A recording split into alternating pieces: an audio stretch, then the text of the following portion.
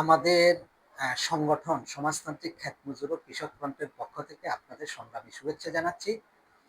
সমাজতান্ত্রিক খ্যাত মজুর ও কৃষক ফ্রন্টের পক্ষ থেকে আমরা জাতীয় বাজেটের উন্নয়ন বরাদ্দের 40 ভাগ কৃষি খাতে বরাদ্দের দাবিতে প্রতি বছর বাজেট যখন সরকার দেয় তার আগে আমরা সরকারের কাছে দাবি উত্থাপন করি।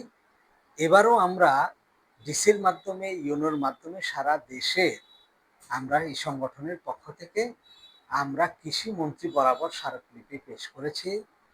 আমাদের কথা হলো যে কৃষক যদি না বাঁচে তাহলে বাংলাদেশ বাঁচবে না। সুতরাং কৃষি খাতে যদি উন্নয়ন বরাদ্দের 40 ভাগ বরাদ্দ না করা হয় তাহলে আমাদের কৃষক বাঁচবে না।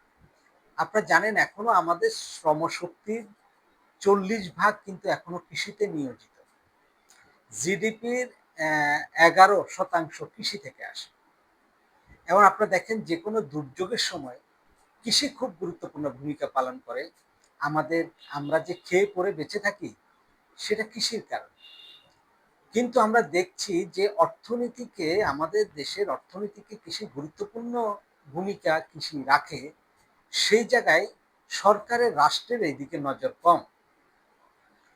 আমরা আমরা বলি যে বিশেষ করে কৃষক যখন উৎপাদন করে তার সার, বীজ, কীটনাশক, ওষুধের সে ন্যায্য দাম কৃষক প্রত্যাশা করে। কিন্তু আমরা দেখলাম যে এবারও বোরোর সময় আমরা দেখলাম সার, কীটনাশক সংকট তৈরি হয়েছে।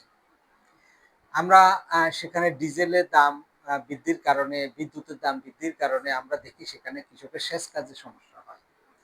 এবং কৃষক যে ফসল পায় সেই ফসল যখন কৃষক বিশেষ করে ধান, আমরা বলছি যে প্রতি ইউনিয়নের একটা করে ক্রয় কেন্দ্র করে সরকার খোদ কৃষকের কাছ থেকে ধান ক্রয় করবে।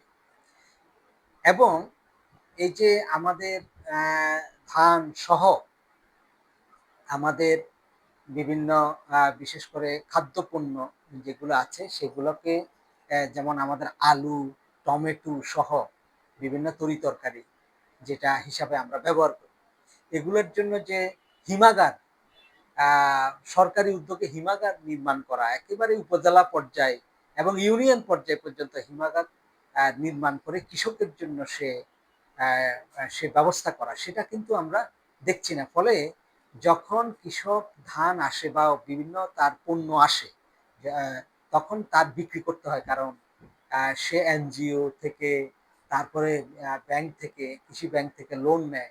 এখন তাকে সে টাকাটা বিক্রি করতে হয়। কিন্তু সে সময় দেখলাম সরকার সেক্ষেত্রে তার উৎপাদিত যে খরচ তার সাথে 40% যুক্ত করে যে দাম নির্ধারণ করে যে সরকার কিনবে, সেই সময় সরকার সে পদক্ষেপ নেয় না বলে কৃষক বিপদে পড়ে। ফলে ফরিয়ারা কম দামে কৃষক থেকে ধান সহ বিভিন্ন পণ্য কিন্তু খাদ্যপণ্য সেটা কিনে। ফলে কৃষক ঠকে, কৃষক কিনতেও ঠকে, কৃষক বেচতেও ঠকে। আমরা সেখানে যে যেখানে সারের ভেজাল আমরা দেখি, কীটনাশকের ভেজাল দেখি, বীজের ভেজাল দেখি, যেখানে বীজের ভেজাল কারণে, যেমন এবার আমরা দেখেছি যে হাওরে হাওরে আমরা দেখেছি যে কোনো জমিতে 3 ধরনের ফসল, মানে বীজ। সুতরাং কোনো জায়গায় ধান পেকে গেছে, কোনো জায়গায় ধান সেখানে সবেমাত্র আসছে, কোনো জায়গায় কাঁচা। ফলে কৃষক পড়ছে বিপদে। যেমন এইবার হাওরের যে ব্যাপার, হাওরের ধানের উপরে তো কৃষক সারা বছর নির্ভর করে তার খাবার দাবার সহ, তার পরিবারের সকল কিছু নিয়ে। কিন্তু আমরা সেখানে দেখছি সরকার বলছে 3 মাসে তাদের চলার জন্য সরকার সেখানে কিছু আর্থিক সহায়তা করবে। কিন্তু বাস্তবে সারা বছর তো তাকে চলতে হবে, সারা বছর তো তার কাজ নাই, কি করবে? তাহলে সেই পদক্ষেপ নেওয়া দরকার, আমরা সেটা দাবি করেছি। সেই জন্য হাওরে এবং কৃষকদের জন্য পর্যাপ্ত সেখানে তার ক্ষতিপূরণের ব্যবস্থা করা। আমরা বলছি যে গ্রামীণ যারা দিনমজুর, ক্ষেতমজুর যারা আছে তাদের জন্য তো সারা বছর কাজ নাই। হ্যাঁ, তারা কাজ নেই, ফলে তারা খাবে কি? তাদের জন্য রেশনের যে ব্যবস্থা করা। একসময় কিন্তু আমাদের পল্লী রেশনিং চালু ছিল। হ্যাঁ, এখন কিন্তু কোনো রাশনের ব্যবস্থা নেই। আমরা তাদের জন্য রেশনিং এর কথা বলেছিলাম। এইভাবে আমরা বলছিলাম বিএডিসি কে সচল করা। বিএডিসি কে সচল করলে বিএডিসির উদ্যোগে যদি সেখানে কৃষকদের সে সহায়তা দেয়, সার, বীজ বিভিন্ন ক্ষেত্রে সহায়তা দেয়, তাহলে আমাদের কৃষকরা লাভবান। অর্থাৎ রাষ্ট্র যেখানে কৃষকদেরকে যদি সেই ধরনের সহায়তা না দেয় তাহলে কৃষি তো বাঁচবে না। আমরা কৃষিখাতে কিছু ভর্তুকির কথা দেখি, রাষ্ট্র অনেক সময় ভর্তুকি দেয়, কিন্তু ভর্তুকি দিলেও আমরা দেখি যে সেটা হলো হারভেস্টিং মেশিন টেশিন সহ বিভিন্ন ক্ষেত্রে এগুলো আমদানির ক্ষেত্রে ব্যবহৃত হয়, কিন্তু বাস্তবে খোদ কৃষক কিন্তু সেটা পায় না। এখন আমাদের দেশের বিশেষ করে যারা গ্রামীণ দরিদ্র জনগোষ্ঠী তাদের জন্য সেখানে কিছু সেফটি নেট আছে, টিআর কাবিখা সহ সেখানে বেশ কিছু সেফটি নেট আছে। তো সেখানে দেখছি ব্যাপক দুর্নীতি, স্বজনপ্রীতি। ফলে একদম দরিদ্র গ্রামীণ যে দরিদ্র জনগোষ্ঠী তারা কিন্তু সেই সুবিধাটা পাচ্ছে না। ফলে আমরা বলছি যে কৃষি, কৃষক, ক্ষেতমজুর, গ্রামীণ দরিদ্র জনগোষ্ঠী তাদেরকে যদি না বাঁচানো যায়, সেক্ষেত্রে তারা যদি বাজেটে পর্যাপ্ত বরাদ্দ সে উন্নয়ন বরাদ্দে চলে যায়, বরাদ্দ না দেয়, তাহলে কিন্তু আমাদের কৃষি কৃষক বাঁচবে না। এটা আমাদের একটা খুব গুরুত্বপূর্ণ একটা সেক্টর। আমরা সরকারের কাছে দাবি জানাই, আজকে আমরা সরকারের কাছে দাবি জানাই যে জাতীয় বাজেটে উন্নয়ন বরাদ্দে 40% বরাদ্দ করে এবং কৃষি, কৃষক, ক্ষেতমজুর, গ্রামীণ অর্থনীতিটাকে সমৃদ্ধ রাখতে হবে। গ্রামীণ অর্থনীতি যদি ভেঙে পড়ে তাহলে আমাদের বাংলাদেশ টিকবে না। আজকে গ্রামে সংকট তৈরি হচ্ছে বলে, কৃষি কৃষক সংকট তৈরি হচ্ছে বলে, যেমন যে লোন পরিশোধ করতে পারছে না বলে কৃষকের বিরুদ্ধে সার্টিফিকেট মামলা হচ্ছে।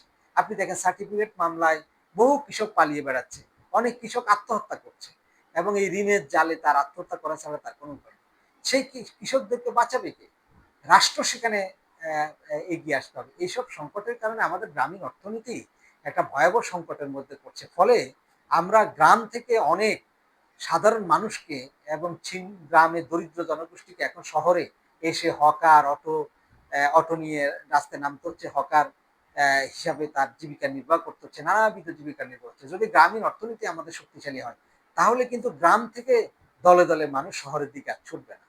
সুতরাং এই গ্রামীণ অর্থনীতিকে বাঁচানোর জন্য, কৃষি কৃষককে বাঁচানোর জন্য তথা বাংলাদেশ বাঁচানোর জন্য সরকারের কাছে আমরা দাবি জানাই জাতীয় বাজেটের উন্নয়ন বরাদ্দের 40% অবশ্যই অবশ্যই সেখানে বরাদ্দ দিতে হবে। ধন্যবাদ।